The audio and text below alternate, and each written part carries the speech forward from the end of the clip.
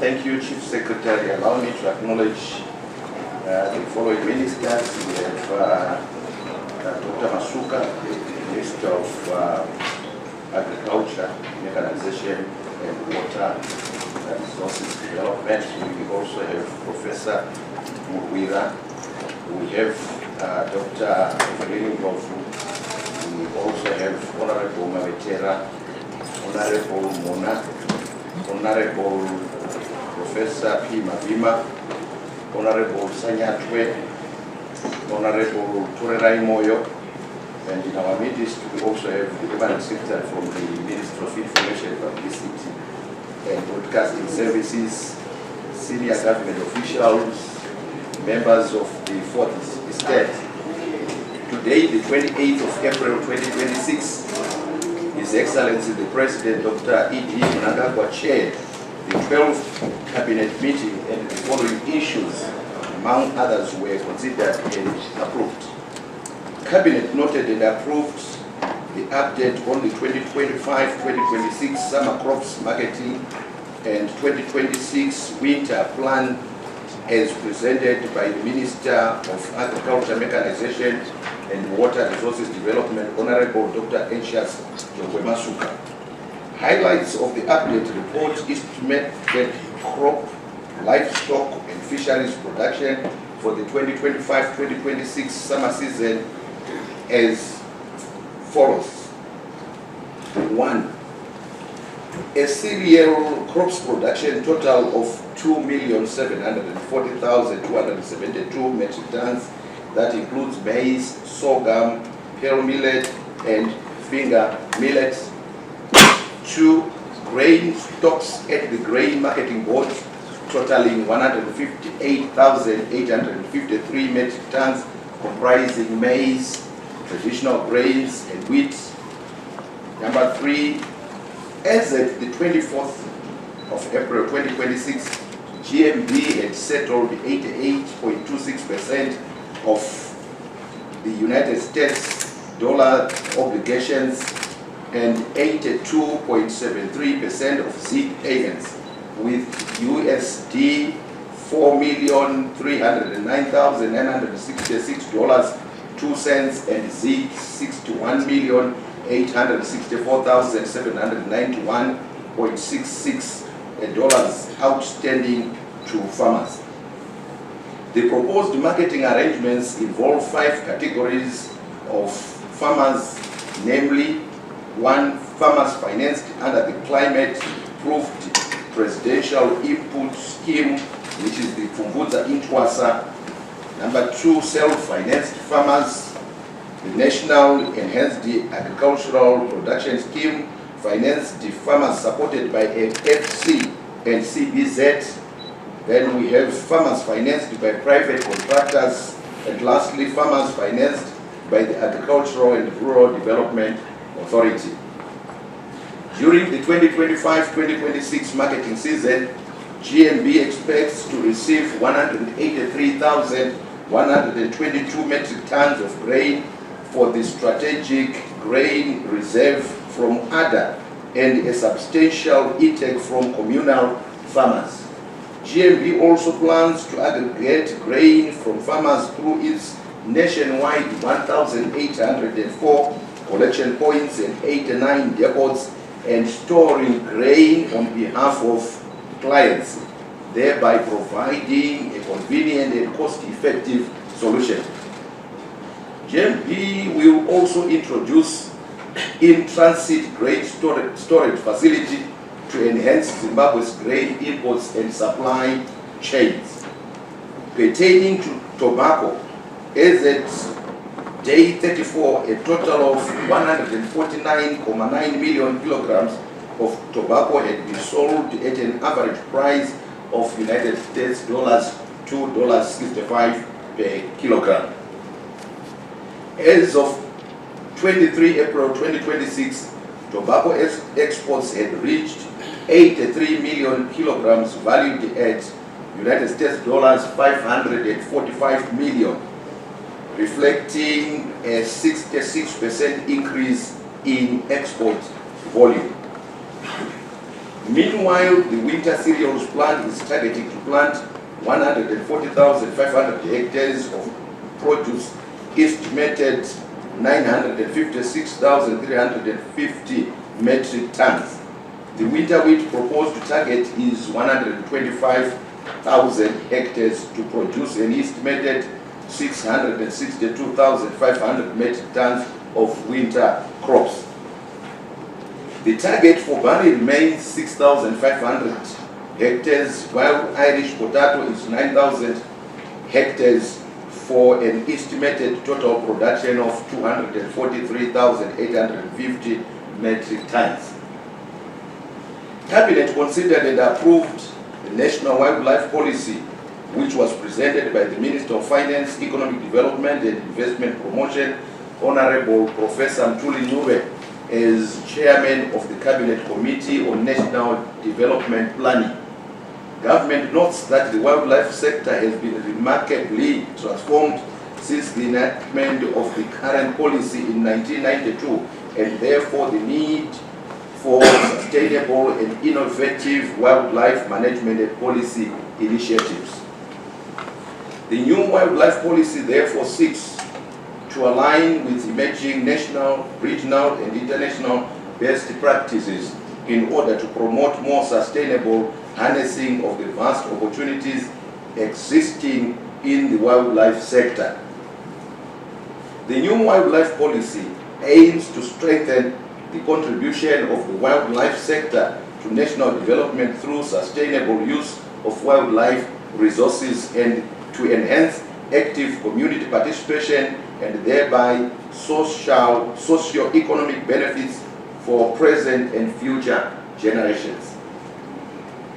The policy will enhance resilience to climate change and promote a vibrant wildlife-anchored economy in line with the broader Zimbabwe Biodiversity Economy Initiative under the National Development Strategy 2 and the Constitution of Zimbabwe.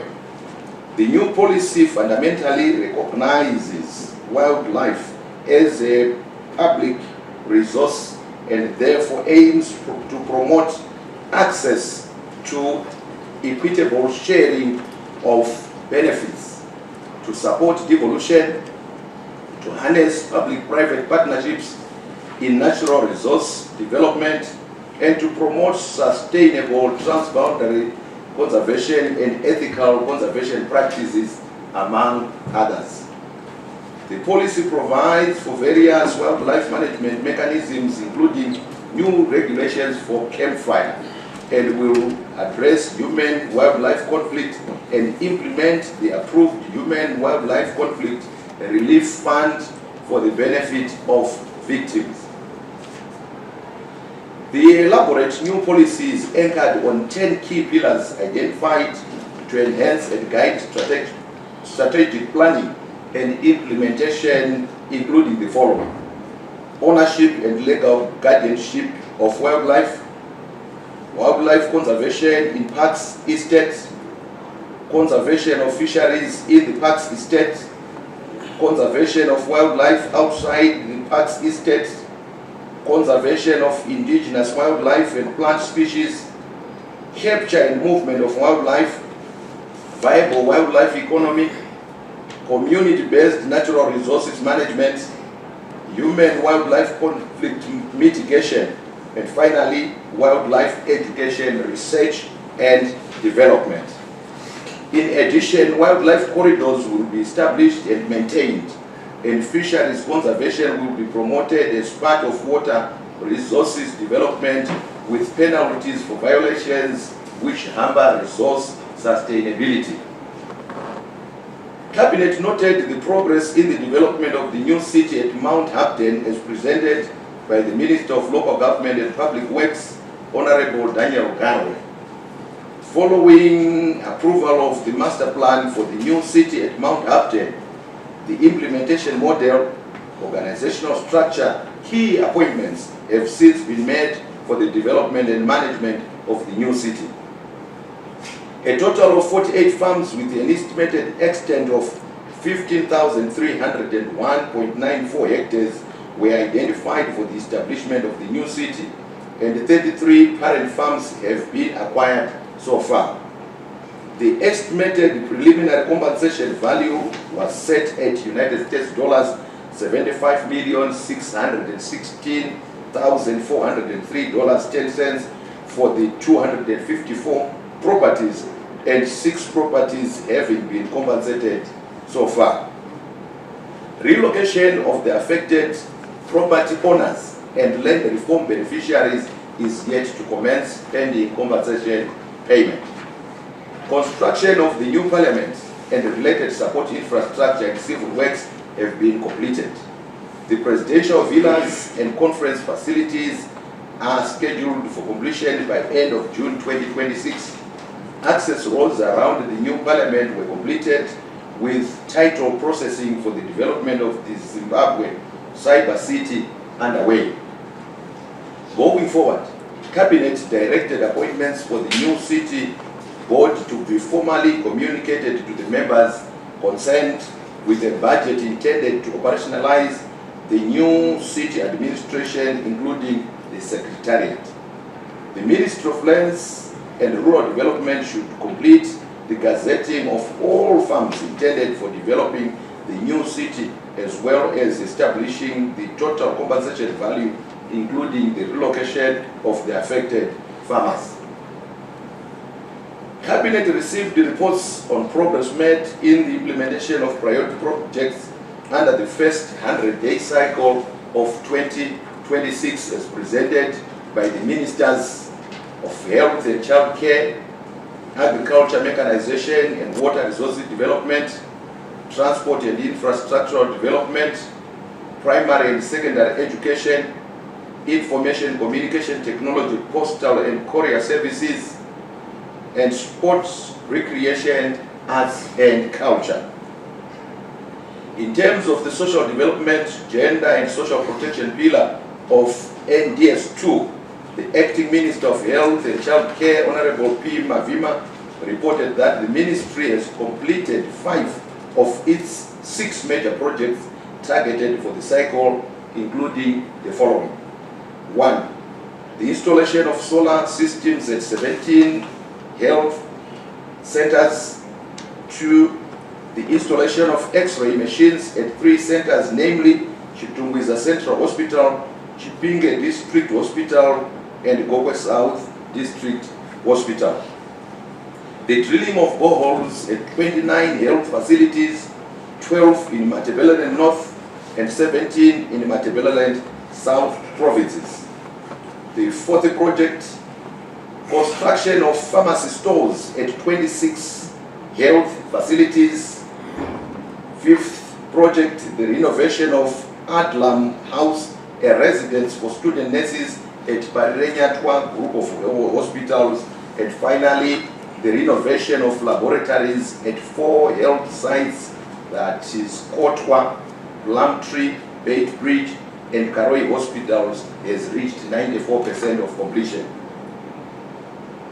Under the Agriculture, Food, Climate and Environment pillar of NDS2, the Minister of Agriculture, Mechanization and Water Resources Development highlighted the following key achievements under his purview. 1. The development of the entire 106 hectares of the Kanyemba irrigation scheme in Mbire district of Mashonaland Central Province has been completed. Number 2. 50 out of 100 hectares of Mchabezi irrigation scheme in Gwanda, Mats, South Province has been developed, with the water pumping system now fully operational. Development of 228 hectares at Yomba Booster Kit irrigation scheme in Mazowe district, Mashonaland Central Province, has been completed, and the project now awaits commission. The 4th project is the development works on the 72 hectares Lavastock Booster Kit irrigation scheme in Mutasa district of Manicaland Province has reached 65% of completion. Under them construction projects, the Minister of Agriculture, Mechanization, Water Resource Development is informing the nation that the construction of Baishangan Lake has reached 75% of completion. Gunji Dam, straddling Rewa, Goromonzi districts is now at 71% of completion, while a total of 168 homesteads were constructed for the 275 families affected by the dam construction project. Additionally, 19 dams and 41 ponds were stocked with fish to promote nutrition in households and communities. Under the climate-proof presidential input distribution program, over 2.2 million farmers received top-dressing fertilizer. 2.4 million received compound D fertilizer, 1.9 million received maize seed, 1.4 million received sorghum seed, while 700,000 farmers were supported with millet seed. Other achievements highlighted under the Ministry of Agriculture, Mechanization and Water Resource Development's report include the distribution of 142,783 poultry chicks, the issuance of 156 title deeds to farmers across all the provinces, the expansion of silos at Mangura GMB, and the distribution of a total of 208 tractors, that is 93 under the Riolex Zoom Lion facility and 115 under the Belarus Phase 3 to promote agricultural mechanization. Regarding the infrastructure development and housing priority area of NDS2, the Minister of Transport and Infrastructure Development, Honorable Felix Mona, highlighted the following achievements under his purview. 1, the completion and opening to traffic of a 2.7 kilometer section of the targeted 10 kilometer of the Harare-Masvingo Highway. Number 2, the completion of 18.3 kilometer of the Bulawayo Victoria Falls Road, which has since been opened to traffic, while a 30 kilometer section is at various levels of completion. Base 3 compaction is in progress for a 10 kilometer road stretch from Lubane. Remedial works and opening of detours are ongoing on the 5 kilometer stretch in the Makuti area along the Harare-Chirundu Highway. 5th project, the construction of Christmas Pass bypass has reached 29% mark. And finally, the construction of Mavuku traffic interchange now at 23%, and the one to be established at Masasa is expected to ease traffic congestion for Harare city-bound traffic along the Harare-Mutare Highway. Other projects reported include the construction of the Traffic Safety Council of Zimbabwe offices in Masvingo, now at 96% completion, and the Mboboma Traffic Training Center in Bulawayo, now at 30%. In line with the National Development Strategy 2 priority area on science, technology, innovation, digital and human capital development, the Minister of Primary and Secondary Education highlighted the following achievements under his purview. The registration of 35 learning centers out of a target of 160, the upgrading of learning infrastructure at Grace Mission in Wange, Dambudzo Primary School in Kwekwe, and at Urungwe Primary School in Murewa districts, among others. The third project, the construction of 6 science laboratories to promote STEM education. And finally, the construction of affordable boarding facilities, including girls' hostels at GT High School in Shamba and Mchina High School in Cholocho, and low-cost boarding facility at Zanke in Nkai District, among others. Under the NDS2 pillar on science, technology, digital innovation, and human capital development, the Minister of Information, Communication Technology, Postal and Courier Services, Honorable Tatenda Mavetera, presented the following achievements under a purview. 1, the connection of 43 health institutions out of a target of 25 facilities to offer telemedicine. the development of low Earth orbit satellite connecting 700 sites under the Presidential Internet Scheme, the completion and the capacitation of 8 institutions resourced with ICT gadgets and 40 free Wi-Fi hotspots, the deployment of e-learning platforms to 14 schools, establishment of 2 ICT laboratories at Igaba primary and secondary schools, which were commissioned during the National Youth Day celebrations in Mashonaland East Province, among other sites. The completed upgrading of 10 by 4 gig base stations, and finally the official launch of Zimbabwe's National Artificial Intelligence Strategy running from 2026 to 2030. The Minister of Sports, Recreation, Arts and Culture, Honorable Anselim Namosanyatwe, highlighted the following key achievements under his purview in line with the job creation, youth entrepreneurship and development, creative industry, sports and culture projects. 1. Completion of site clearance for establishment of the Wedza multi-purpose court. Number 2, completion works at Shangwe Cultural Center in Gokwe, North District, Midlands Province.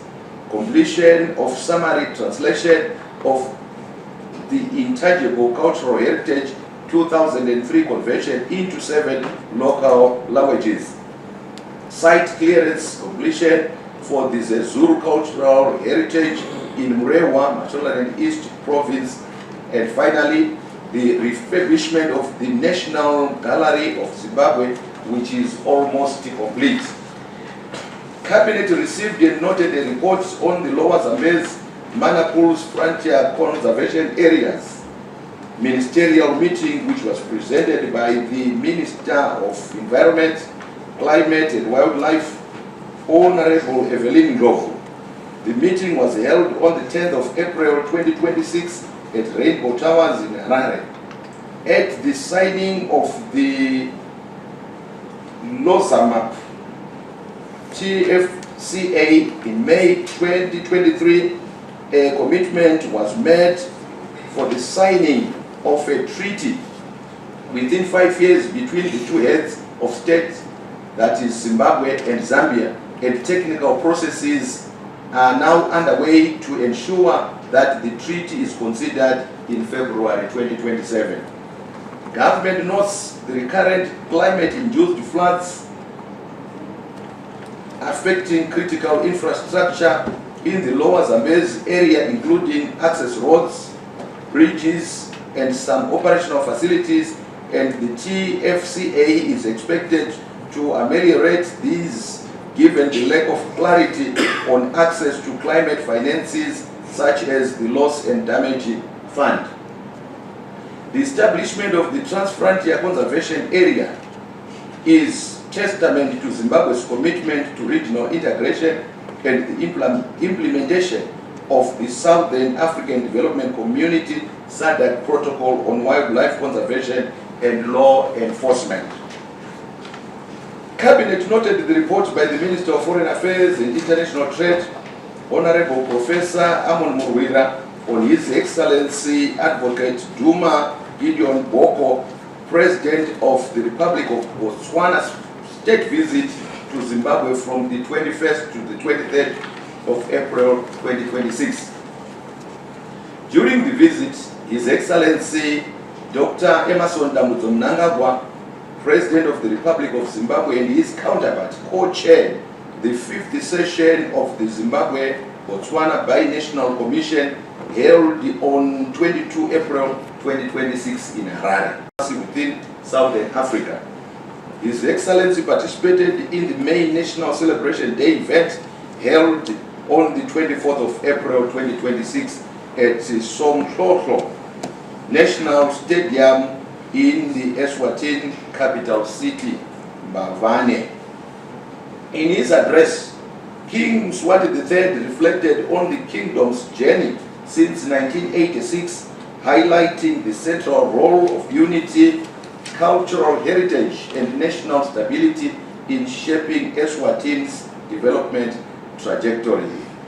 The Ruby Jubilee celebrations were of profound national and symbolic significance, reflecting continuity, stability, and cultural preservation in the Kingdom of Eswatini. The visit accorded His Excellency the President the opportunity to exchange views with other invited leaders and provided a valuable platform to reinforce Zimbabwe's commitment to regional cooperation and unity and strengthening diplomatic visibility within the Southern African Development Community. Thank you. Thank you very much, Honorable Minister, for presenting today's cabinet highlights. We now move to the first round of 3 questions. First round of 3 questions. Yes.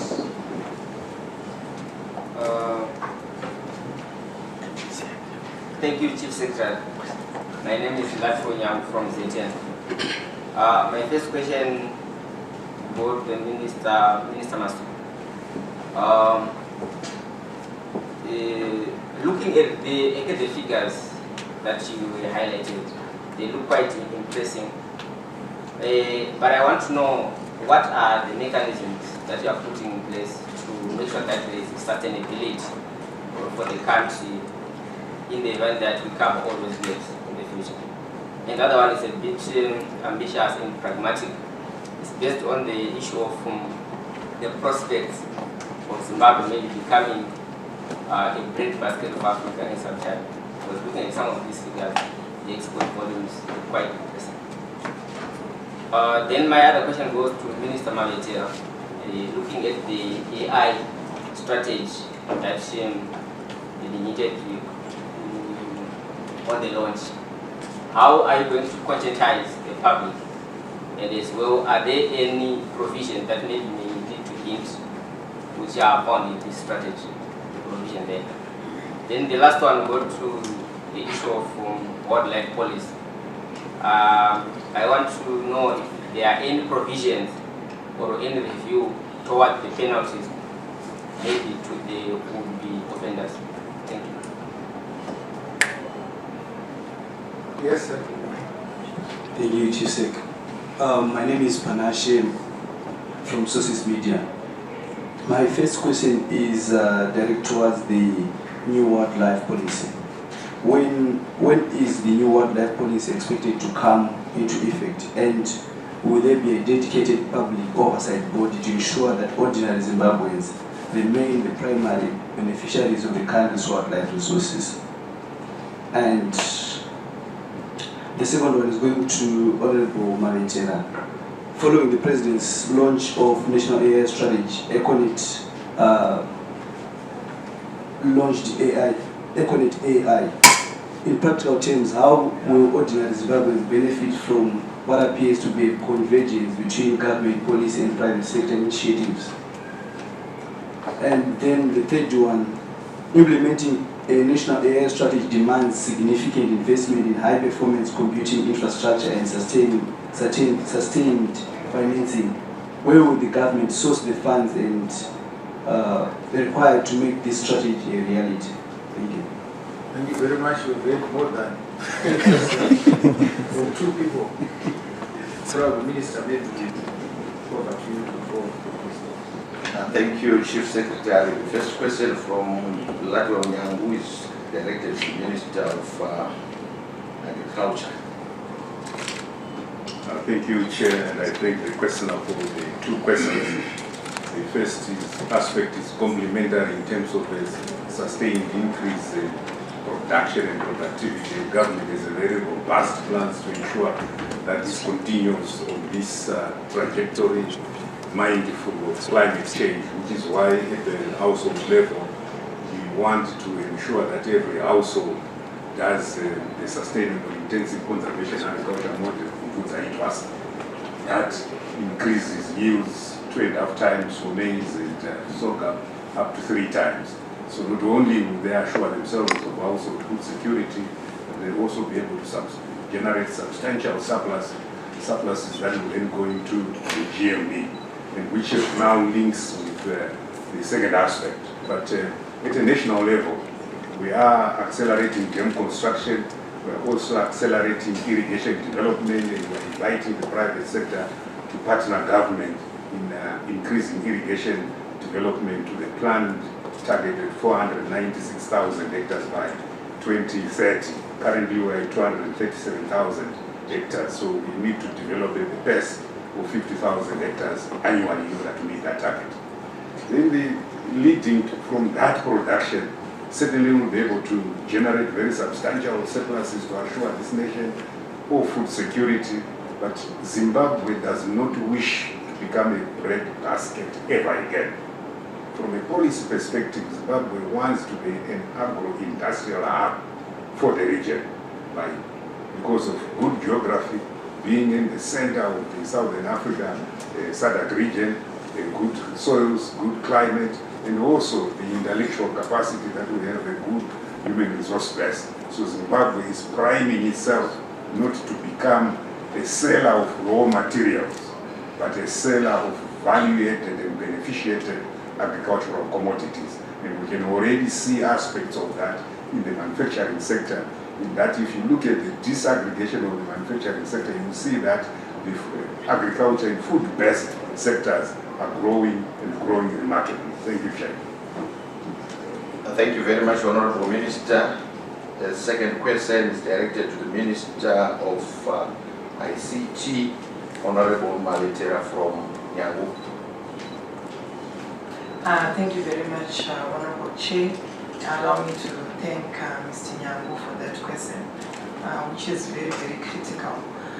He asked on what we're going to do as government in terms of publicizing the National AI Strategy. As a follow-up to what as a follow-up to when we launched the AI Strategy on the 13th of March, we really want to thank our President's Excellency Dr. Edwin Mnangagwa for launching that transformative blueprint. After we launched the AI strategy, we started doing breakfast meetings, and because when we were coming up with the AI strategy as well, we realized that there was a need for that publicity. But besides that, we also realized that there was a need for us to involve various stakeholders.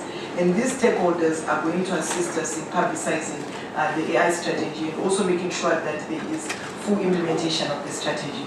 Within our 100-day plan in our AI strategy, we are supposed to set up an AI implementation office, which is going to reside from the Ministry of ICT. There we are going to be having private sector and public sector collaborating to really work on the implementation of this AI strategy.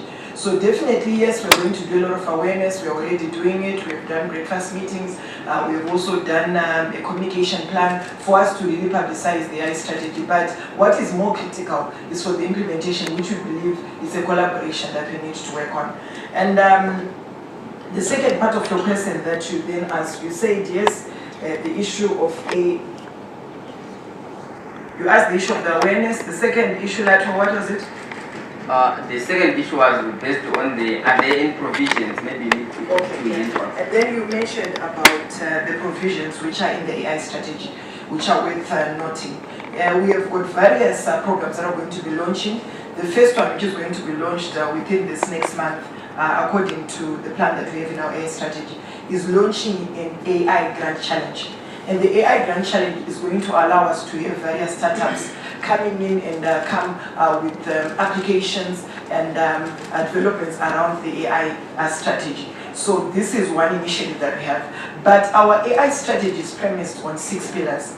The first one is AI infrastructure, where we need to really advance our digital infrastructure, working at even our GPU capacity, and also how we can be able to access this, our computer facilities. Definitely we need to work on that. And secondly, on the skills. The issue of skills, we've got a lot of programs that we're doing. I'll talk of even the 1.5 million coding program. I'll even speak of the Digital Ambassadors programs, initiative that we've already done to make sure that we train our citizens in terms of AI skills. So this is another initiative that we're doing around the various pillars that we have. We also have got what we're calling AI collaboration and diplomacy. That pillar is going to strengthen our capacity as a country by having collaborations, working together with other countries that have already done quite a lot in terms of AI development. I'm sure you saw us as government even indulge countries like China, Russia, to just mention a few. We need also to look at what we call AI-first countries, countries that have already gone forward. Let's be able to learn from them and make sure that we come up with our own ethical guidance that we have put in our readiness assessment methodology report to make sure that the AI we are going to develop is locally made and is also got our own characteristics which are prone to Zimbabwe. We are also going to mention that within the AI strategy, we have got a pillar on governance, and that definitely is going to also allow us to make sure that we are not only going to be consumers, but also producers of AI. So within the AI strategy on the various pillars, of course, I've mentioned about 4, to just mention a few. We have got quite a robust framework which is going to allow us to fully implement this program and make sure that we don't leave anyone in any place behind. We are very optimistic that Zimbabwe has got a high intellectual capacity of people, and those people are going to be able to assist us because the people are the talents that are going to assist us in fully implementing the AI strategy. Thank you. Thank you, Honorable Minister. We move on to questions from Panashe. The first one directed to the Minister of Environment, Honorable Ndlovu. Thank you, Mr. Chairman. Could the question here, given the question I gave, unfortunately I did not hear the question. Thank you, Honorable Minister. I was asking, are we going to have a public body oversighting our wildlife so that Zimbabweans will remain key beneficiaries of our wildlife? Thank you very much for the question. In our policy, we highlight the importance of participation of the local communities in looking after the wildlife that they live next to. We also look at their participation in terms of conserving the wildlife. We have programs that also safeguard the lives of our people to make sure that they benefit under the campfire by monitoring the local authorities and the hunters that harvest our wildlife from the villages in various sectors within our communities. We put in place strategies, and we are going to actually sit down with the Minister of Local Government to make sure that we draft a new guidelines for the benefits of our own people, so that we come up with the new proposals for the sharing of funds that are coming out of those wildlife programs. We are working closely again with ZIMPAX in terms of monitoring. Even in rural areas, I know they monitor our wildlife in our parks, but the benefits that go to our rural communities have to be safeguarded by ZIMPAX to make sure that they work closely with us and assure us that those hunters that we are appointed by local authorities are authentic and they share the proceeds according to the value of the animals that they want to eat. When it comes to plantations, we have got plants or trees that can benefit our people in terms of medicinal, benefit our people. So the medicinal side, we are looking at working with universities to make sure that the universities do research together with us and come up with medicinal tablets that can assist our people so that they harvest benefit from the trees and plants that exist within their areas. We have also developed a program that is going to be funded under the climate change facility. The program is to make sure that we introduce honey production within the corridors where our people are, so that we prevent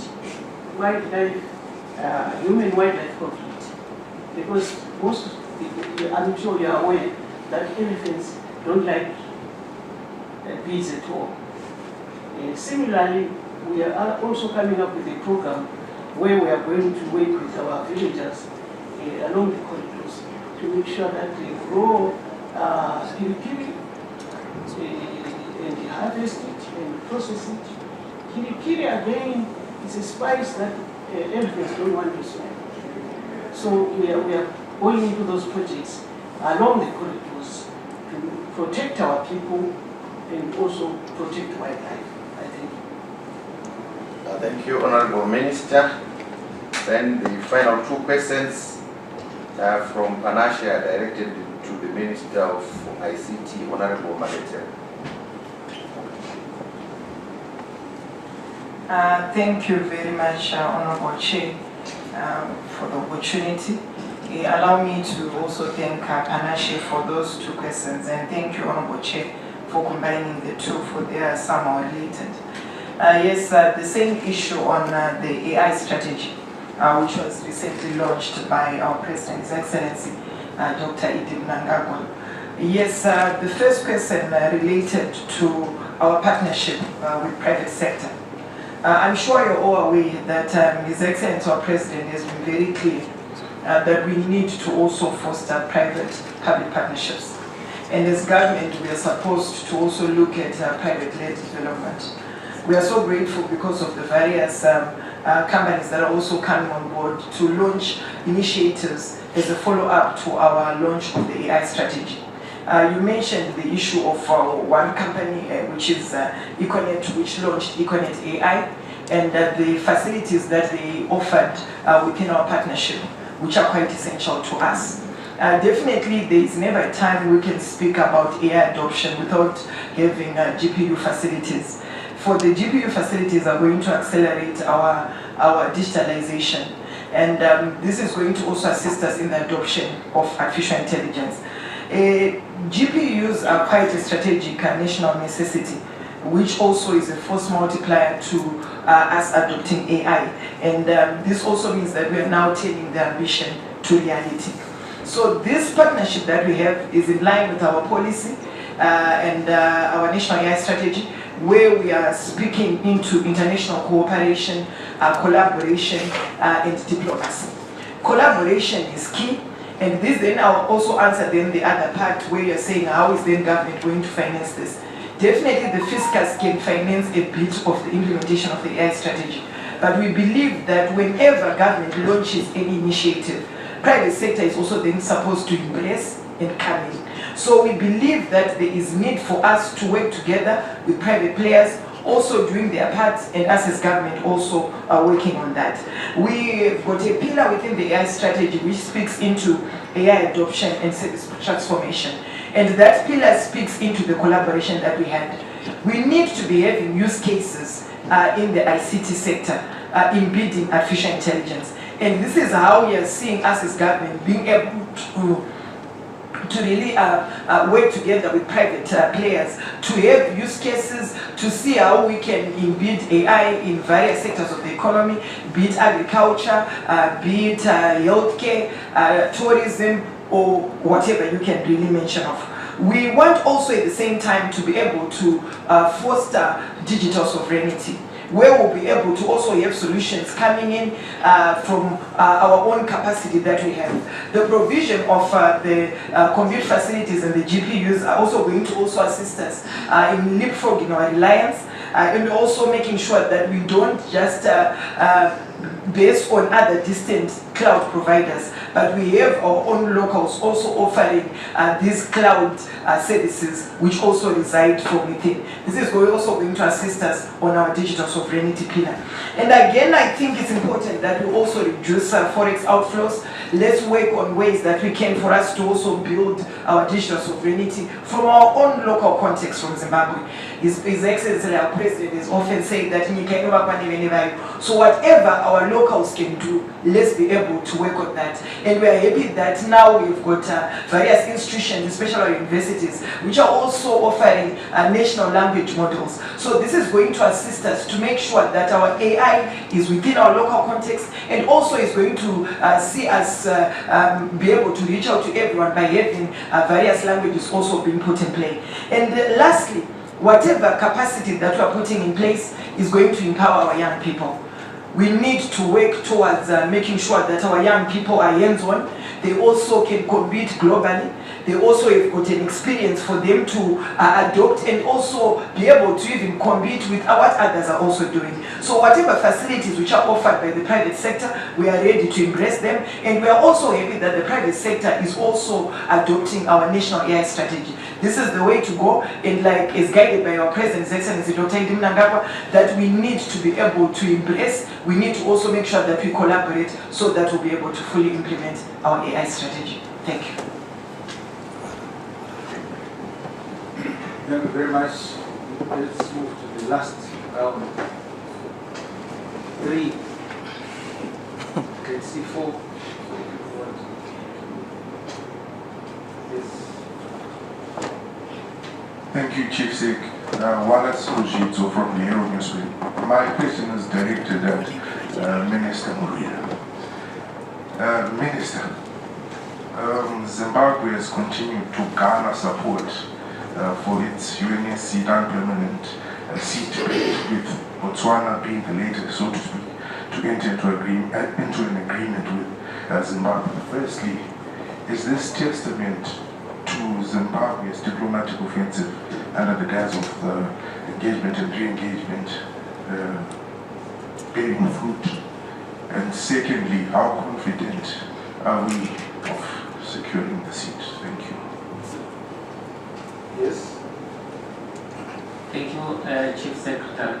My name is Oliver Kazunga from the Herald. My question is directed to the Minister, Dr. Masuka.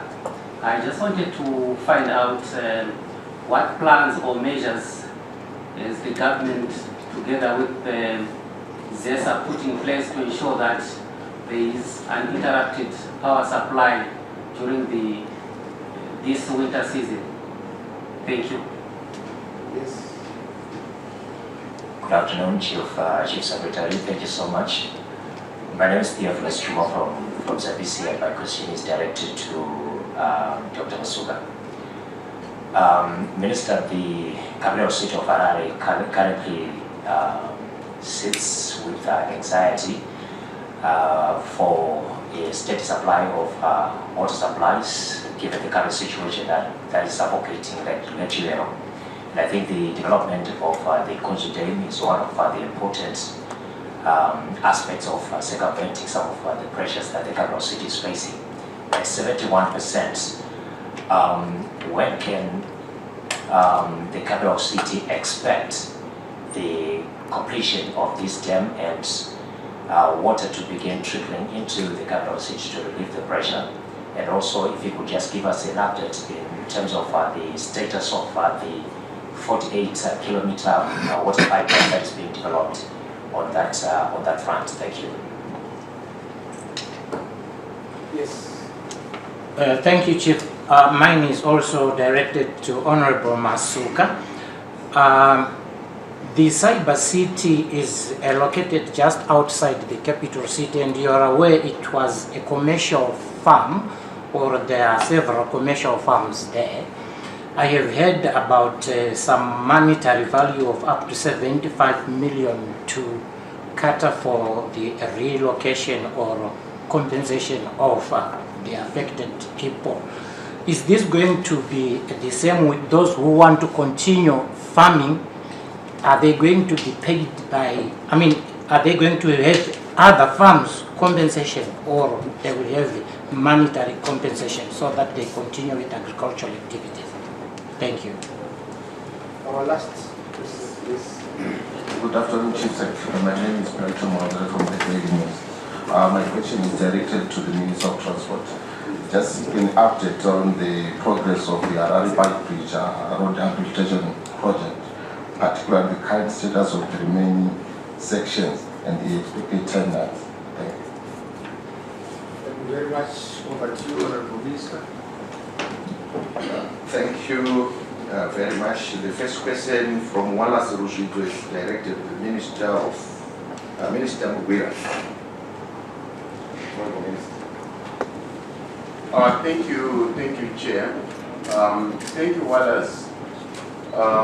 Indeed, Zimbabwe has been on a diplomatic move since the beginning of the Second Republic. You would remember that on the 24th of November 2017, His Excellency's main thrust, His Excellency Dr. Idi Mnangagwa's main thrust is to be to integrate Zimbabwe into the world economy, and by a broader policy called engagement and re-engagement. This whole issue is based on the constitutional foundations of Zimbabwe's foreign policy, which is basically anchored on the main national objective, that is to maintain and cultivate a just, independent, and confident society,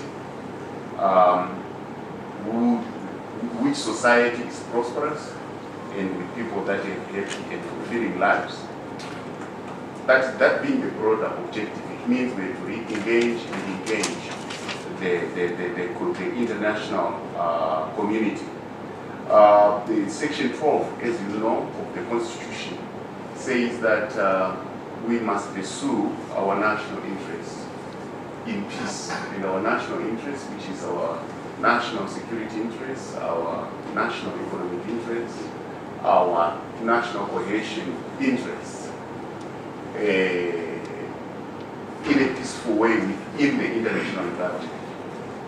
And that we must live well with others, which basically means international peaceful coexistence or solution of disputes by international means, by peaceful means, and so forth. All this is showing the tenets of Zimbabwe's foreign policy and approaching the international community to make sure that we are participating as per Section 12, Subsection 2 of the Constitution, which makes us belong to organizations such as the United Nations that stand for peace. So with this foundation, you can see that Zimbabwe's diplomacy is geared towards working well with others and contributing, being a confident, stable partner within the international community. So yes, we have continued to pursue this kind of diplomacy, and we have been able to garner a lot of support. First of all, the first move was to be endorsed by SADC and then to be endorsed by the African Union. So we are the sole African Union candidate at the United Nations as we go for elections on the 3rd of June 2026. So far, in terms of formal endorsement, we have had, as you saw, the formal endorsement from the African Union, the endorsement from the Pacific region, the endorsement from Central Asia, the endorsement from the Caribbean, the endorsement from the Latin American countries. We are in the process of going to the Eastern European countries and to the Western European countries, which we have already got a lot of endorsements in writing, but there are some countries that we still have to visit to actually pay some respects, respectful engagements in those countries so that we get more support. We are very confident. You say, how confident are you? I will tell you that we are very confident because the foreign policy of His Excellency the President, Dr. Idi Mnangagwa, is based on the doctrine of friend to all and enemy to none, We are not in the business of manufacturing enemies. We're in the business of making friends as part of our national image enhancement strategy. We are also open for business. That's why it's not by coincidence that you find out that Zimbabwe was voted the best tourist destination of 2025. It's not by coincidence, it's by diplomatic effort across government, imaging the country in its correct image. So this gives us a lot of confidence. And we went to, to ITB in Berlin this year. We were able to be voted again the best tourist destination for 2026. So you see that the image of Zimbabwe and the way we are conducting our foreign policy is in line with the expectations of the UN Charter, which is looking forward to peace, which is folding guns so that the barrels don't look in front, but they don't point anyway, they point to the ground, which is basically peace. So this gives us a lot of confidence, and we are basically very confident that we are going to get the city. The issue now which we are doing is the numbers. So we are maximizing on the numbers, but our mathematics is looking very good. Our math is looking very good, and we are looking forward to being there in New York on the 3rd of June 2026, and Zimbabwe will contribute to a better world for all. We will do our part as a responsible member of the United Nations and the international community to foster peace and progress in the world, as being part of the decision-making body, top decision-making body of the United Nations. So yes, very confident, and we are sure, and extremely sure. Thank you. Thank you, Honorable Minister. This question is directed to Honorable Masuka from Oliver Kazunga. Thank you, Chair. I think the next three questions that are actually directed. The one is on lands and rural development, but in the absence of the Minister, that also attempt to provide an answer. The first relates to availability of adequate power for the winter season. When we plan for the winter season at 125,000 hectares to produce 662,000 metric tons, we co-planned with the Ministry of Energy and Power Development, and we have an agriculture energy working group. And last year we wanted 120 megawatts, which was made available. This year 155 megawatts that we're looking at, and we formed production clusters, and there is ring-fencing of that power. And we heard today that in fact the country is generating between 1,700 and 1,820 megawatts, which is quite a lot, an increase from last year. You will have noted that Lake Kariba is almost more than double what it was last year, at almost 36–37%, and still very, very thick flows at Victoria Falls. So the expectation is that there will be sufficient power, and that's the promise that we have from the relevant ministry. It is power as one of the 21 enablers that we watch on a daily basis, and we are in constant conversation with the relevant ministry. The second aspect relates to a question on the desperation within the Harare metropolitan area in terms of adequate water supply, and when Kunji will be able to come on board to provide that additional relief. Harare requires about 1,200 megaliters a day. Currently they are generating about 328 megaliters a day from Morton Jeffrey and Prince Edward. And at full capacity, this should be able to generate somewhere in the region of 560 megaliters if repaired, although the established capacity is 720 megaliters. So you can already see that in the areas that Harare is able to converge to, it is unable to supply sufficient water. But there are so many other areas within the greater metropolitan city that do not have even any conveyancing. So the challenge that we face in Harare is that there are areas that conveyancing, but are not receiving sufficient water because non-revenue water is lost. Minister Garvey will have told you that he is in a triple P with Elcro and others to try and put these prepaid water meters to try and push water as much as possible. But Kunji will assist only the eastern part of Harare because we are putting the treatment works somewhere near Chikurubi, and the relief offered there will be to the eastern suburbs, but also to the new city. The plan is that that 48-kilometer pipeline will probably be operational maybe by next year, financing, if we have the financing coming as promised. But the first thing, of course, is to be able to complete the dam as we've done last year. So we've started to impound water. There is a promise that ordinarily within 3 seasons, you should be able to impound sufficient water while you construct the conveyancing systems and then the treatment works.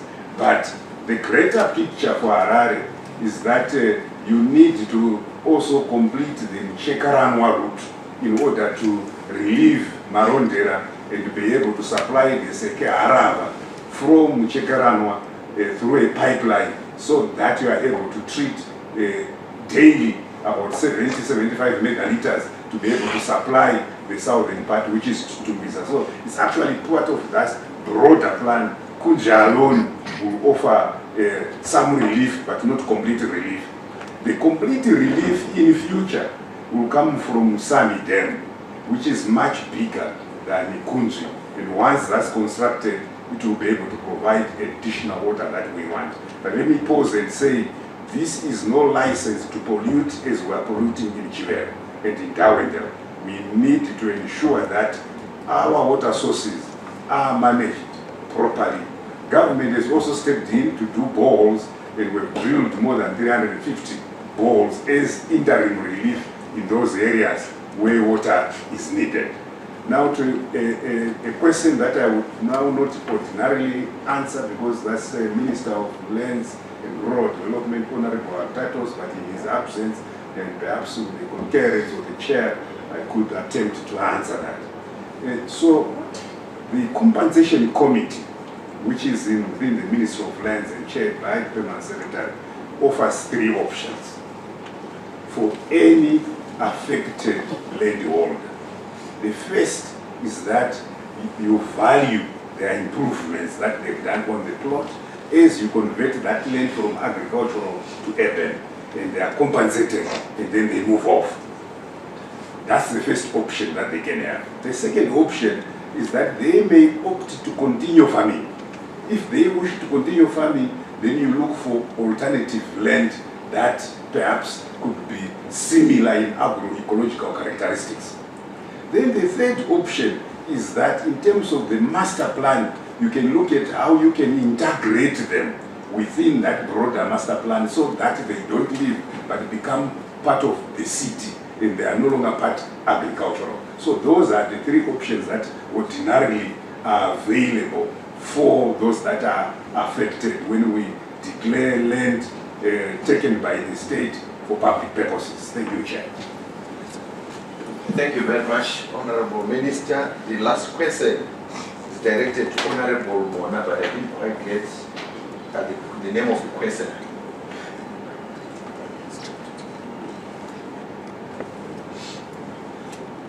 Sorry. You can proceed, Honorable Minister. Thank you so much, Comrade Chairman. I got the name, Brother Brighton. Thank you so much for the question that you posed pertaining the status quo of the Harare Bay Bridge Road, which I'm delighted to say yesterday we managed to commission one of our new bridges with a service life of 100 years. And I'm delighted that even the technology that we use on that particular bridge is unique, and even the contraction and expansion mechanism there, even if you drive on it, you won't realize that you are passing through a bridge. And I want to say we've covered 547 kilometers of that road, which is a 582 kilometer stretch, and the remaining 35 kilometers we are in different stages of road construction. And key features that I'll highlight that are still missing. Yes, we've got road over rail, which is at Bubi, and also road over rail at Fairfields, which has been problematic even for motorists, but we've attended to that section as I speak. And we also have missing interchanges, one at Rothmans, which we are currently working on right now in terms of doing our research. And the second one on ZBC Mbari, and last, which is an existing flyover at Simon Masorodze. And these key features will complete by next year. But in terms of the road stretch, we are going to be completing this entire road by August this year. Then we'll start navigating towards the north, because you know it's a north-south corridor. So we'll be moving to the north. That is Harare Chirundu Road. So you expect us to be fully mobilized by September, going to Chirundu. And also this Thursday, we'll be opening another key bridge, which is going to decongest Mashingo, which is Mucheke River Bridge. So I invite the media team, those who are free. Thank you so much. Thank you very much, Honorable Ministers. We have come to the end of today's post-cabinet press briefing. Meet next week.